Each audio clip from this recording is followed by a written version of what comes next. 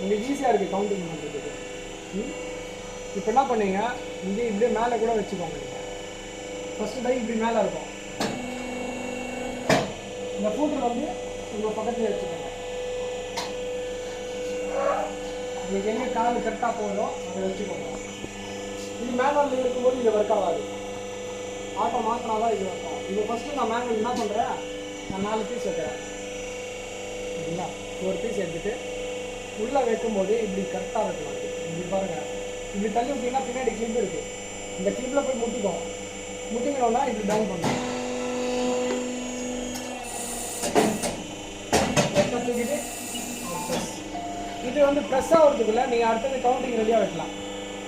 இப்படி ரெடியாக வச்சிட்டிங்கன்னா இதை அப் பண்ணிவிட்டு இப்போ இது வந்து ஆட்டோமேட்டிக் வெளியே வரல. எதுக்குன்னா ஹீட் இல்லை. இது சொல்லுங்கள், ஹீட் இல்லைன்னா அந்த ஸ்ப்ரிங் வந்து இந்த பேப்பர் வந்து ட்ரையாக உள்ளே போயிடும். ட்ரையாக உள்ளே போயிட்டு உள்ளே மாட்டி என்ன பண்ணுறது, அதனால என்ன பண்ணோம்